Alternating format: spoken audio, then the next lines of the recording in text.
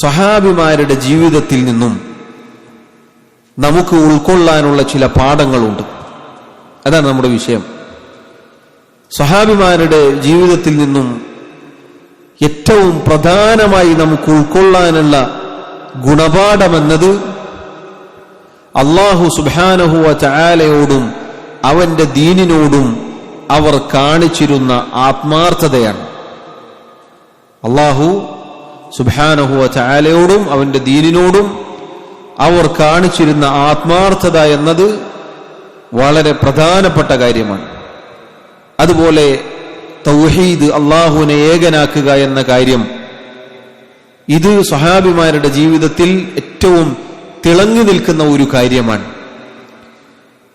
നബി സല്ലല്ലാഹു അലൈഹി വസല്ലമയുടെ കാലത്ത് അവിടുന്ന് ആദ്യമായി മക്കയിൽ നബിയായി റസൂലായി വന്നപ്പോൾ എന്താ സംഭവിച്ചത്? എല്ലാവരും സ്വീകരിച്ചോ? ഇല്ല. കൂടെയുള്ള കുടുംബക്കാർ വരെ അവിടുത്തെ എതിർത്തു.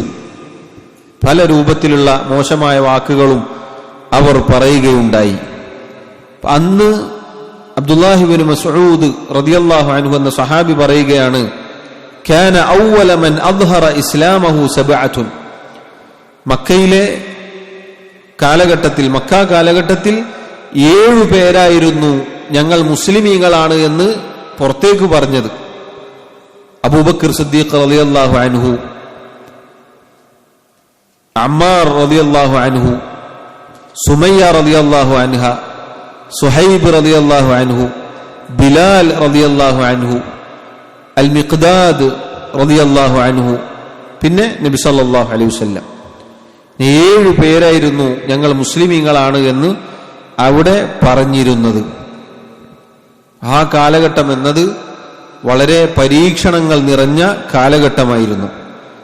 നബി സല്ലല്ലാഹു അലൈഹി വസല്ലമയെ അവർ കൊല്ലാതെ, ഉപദ്രവിക്കാതെ, അഥവാ അവിടുത്തെ വകവരുത്താൻ ശത്രുക്കൾ, അവിടെയുള്ള ആളുകൾ ഒരുപാട് പണിയെടുത്തിരുന്നു, ശ്രമിച്ചിരുന്നു. പക്ഷെ അബൂ താലിബ് എന്ന ഉപ്പയുടെ സഹോദരൻ ഉണ്ടായതുകൊണ്ട് അവർ അങ്ങനെ പിടിച്ചു നിന്നു. അബൂബക്കർ സിദ്ദീഖ് റളിയല്ലാഹു അൻഹു ആവട്ടെ സമൂഹത്തിൽ സ്ഥാനമുള്ള ആളായിരുന്നു. അദ്ദേഹത്തിന്റെ കുടുംബക്കാർ ആ ശത്രുക്കളുടെ ആക്രമണങ്ങളിൽ നിന്നും അദ്ദേഹത്തെ തടഞ്ഞു. എന്നാൽ ബാക്കിയുള്ള ആളുകൾ, അമ്മാർ റളിയല്ലാഹു അൻഹു, സുമയ്യ റളിയല്ലാഹു അൻഹ, അമ്മാർ റളിയല്ലാഹു അൻഹുവിന്റെ ഉമ്മയാണ്, പ്രായം ചെന്ന സ്ത്രീയായിരുന്നു. ഇവരൊക്കെ മുശ്രിക്കുകൾ, അവിടെയുള്ള ശത്രുക്കൾ ഉപദ്രവിച്ചിരുന്നു, വല്ലാതെ ഉപദ്രവിച്ചിരുന്നു. ആ മരുഭൂമിയിൽ പൊരി വെയിലത്ത് കൊണ്ട് അങ്ങോട്ടും ഇങ്ങോട്ടും മണലിൽ വലിച്ചിരുന്നു, ഒരുപാട് ഉപദ്രവിച്ചിരുന്നു. ബിലാൽ റളിയല്ലാഹു അൻഹു, അദ്ദേഹത്തിന്റെ ചരിത്രം നമുക്കറിയാം. അദ്ദേഹത്തോട് അവർ വളരെ ക്രൂരമായിട്ടായിരുന്നു പെരുമാറിയത്. അപ്പോഴൊക്കെ അദ്ദേഹം അഹദ് അഹദ് എന്ന് വിളിച്ചു പറയും. അള്ളാഹു ഏകനാണ്, അള്ളാഹുവിനോടൊപ്പം ഒരാളെയും ഇബാദത്ത് ചെയ്യുകയില്ല എന്ന പ്രഖ്യാപനം അദ്ദേഹം നടത്തിയിരുന്നു. നോക്കൂ, സഹാബികൾ, അവരിലെ പ്രമുഖരായ ആദ്യകാലത്ത് ഇസ്ലാം സ്വീകരിച്ച ആളുകൾ, അവർ ഒരുപാട് പരീക്ഷണങ്ങൾ നേരിടേണ്ടി വന്നിട്ടും ഈ ദീനിൽ ഉറച്ചു നിന്നവരാണ്. ഖബ്ബാബ് റളിയല്ലാഹു അൻഹു, ഖബ്ബാബ് ഇബ്നുൽ അർറത്ത് റളിയല്ലാഹു അൻഹു എന്ന സഹാബി, അദ്ദേഹത്തിന്റെ ചരിത്രത്തിൽ കാണാം, അദ്ദേഹം ശത്രുക്കളുടെ ഉപദ്രവം സഹിക്കവയ്യാതെ നബി സല്ലല്ലാഹു അലൈഹി വസല്ലമയോട് പോയിട്ട് പറഞ്ഞു, നബിയെ, നിങ്ങൾ അള്ളാഹുവിനോട് സഹായം ചോദിക്കുന്നില്ലേ? നിങ്ങൾ അള്ളാഹുവിനോട് ദുആ ചെയ്യുന്നില്ലേ നബിയെ? അത്രയും പ്രയാസം സഹിച്ചിട്ടും അവർ എന്താക്കിയില്ല? ദീൻ ഉപേക്ഷിച്ചില്ല, വന്ന വഴിക്ക് തന്നെ തിരിച്ചു പോയിട്ടില്ല. എന്നിട്ട് നോക്കൂ, സഹാബികളിൽ കുറച്ചാളുകൾ അബിസീനിയയിൽ, അഥവാ ഇന്നത്തെ എത്യോപ്യയിൽ, ആ നാട്ടിലേക്ക് ഹിജ്റ പോവുകയുണ്ടായി, ഇവിടുത്തെ പ്രയാസം സഹിക്കവയ്യാതെ. പിന്നീട് കുറച്ചു കഴിഞ്ഞപ്പോൾ മദീനയിലേക്ക് ഹിജ്റ പോയി. നോക്കൂ, സ്വന്തം നാട്ടിൽ ജീവിക്കാൻ സാധിച്ചില്ല, ഒരുപാട് പ്രയാസങ്ങളുണ്ടായി. പക്ഷെ അവർ ദീൻ വിട്ട് മാറിയില്ല. ഇന്ന് നമുക്കാണെങ്കിലോ കുറച്ചൊരു വിഷമം വരുമ്പോ എന്ത് ചെയ്യും? സഹാബികളുടെ ജീവിതത്തിൽ നിന്നും നമുക്ക് കിട്ടുന്ന ഗുണപാഠമാണിത്. ഇത് മനസ്സിലാക്കിയാൽ എന്തൊക്കെ പ്രയാസങ്ങൾ വന്നാലും നമുക്ക് ധൈര്യം കിട്ടും, ആത്മധൈര്യം കിട്ടും. കാരണം നമുക്ക് മുന്നേ ഈ ദീനിൽ അടിയുറച്ചു നിന്ന അള്ളാഹുവിന്റെ തൃപ്തി നേടിയെടുത്തവരാണ് സ്വഹാബികൾ. അവരുടെ അതേ പാതയിൽ നമ്മൾ സഞ്ചരിച്ചാൽ അവരോടൊപ്പം അള്ളാഹുവിന്റെ സ്വർഗത്തിൽ നമുക്കും ചെന്നു ചേരാം. അപ്പൊ സഹാബികളുടെ ജീവിതത്തിൽ ഒരുപാട് കാണാം. എത്രയോ യുദ്ധങ്ങൾ നടന്നു. നമുക്ക് യുദ്ധമുണ്ടോ? അൽഹംദുലില്ലാ. ഒരുപാട് ആളുകൾ അവരുടെ ജീവൻ തന്നെ നഷ്ടപ്പെട്ടു, അല്ലെ? ഒരുപാട് ആളുകൾ ഷഹീദായി. അവർ അള്ളാഹുവിന്റെ റസൂൽ സല്ലല്ലാഹു അലൈഹി വസല്ലമയോടൊപ്പം യുദ്ധം ചെയ്തു, യുദ്ധത്തിൽ ഏർപ്പെട്ടു, എന്നിട്ട് കൊല്ലപ്പെട്ടു, ഷഹീദായി. അവരുടെ ജീവൻ അള്ളാഹുവിന് വേണ്ടി സമർപ്പിച്ചു. അങ്ങനെയുള്ളവരാണ് സഹാബികൾ. അപ്പൊ അവരുടെ ജീവിതത്തിൽ നിന്നും വളരെ പ്രധാനപ്പെട്ട ഒരു പാഠം ഇതാണ്.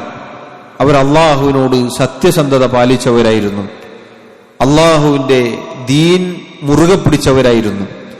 എന്തൊക്കെ നഷ്ടപ്പെട്ടാലും അവരുടെ ദീൻ വിട്ടുകൊടുക്കാൻ അവർ തയ്യാറായിരുന്നില്ല. സഹാബികൾ അവർ നമുക്ക് കാണിച്ചു തന്ന ഏറ്റവും വലിയ മാതൃകയാണിത്. ഇതിൽ നമുക്ക് വലിയ പാഠമുണ്ട്. അതുപോലെ നിങ്ങൾ നോക്കൂ, സഹാബികളെ വലിയ വലിയ ആളുകൾ ഭീഷണിപ്പെടുത്തി. അവർ വഴങ്ങിയോ? ഇല്ല. ബദ്ർ യുദ്ധത്തിന്റെ ചരിത്രം നിങ്ങൾ കേട്ടിട്ടുണ്ടാവും. സഹാബികൾ എത്ര പേരുണ്ടായിരുന്നു? 300 ചില്ലാനം, 313 അല്ലെങ്കിൽ 17. ശത്രു സൈന്യം എത്ര ഉണ്ടായിരുന്നു? 1000-ഓളം വരുന്ന 1000 ആളുകൾ ഉണ്ടായിരുന്നു. മുസ്ലിമീങ്ങളുടെ എണ്ണം വളരെ കുറച്ചാണ്, അല്ലേ?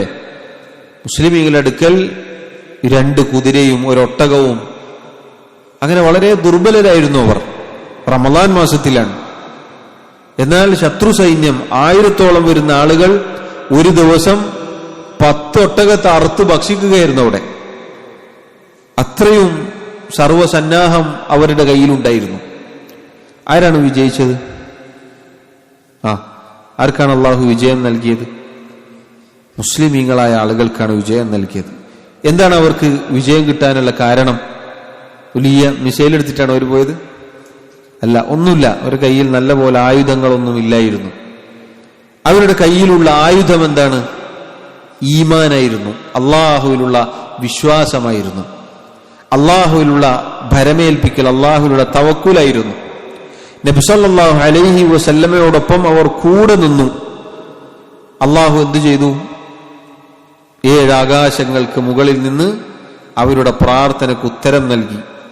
1000-ഓളം വരുന്ന മലക്കുകളെ ബദറിലേക്ക് ഇറക്കിക്കൊടുത്തു. എന്നിട്ട് മലക്കുകളെ കൊണ്ട് അള്ളാഹു അവരെ സഹായിച്ചു. ചരിത്രം നമ്മൾ പലപ്പോഴും കേട്ടിട്ടുണ്ടാവും. അതുപോലെയുള്ള സഹായം നമുക്ക് വന്നു കിട്ടണോ? നമ്മൾ എന്ത് വേണം?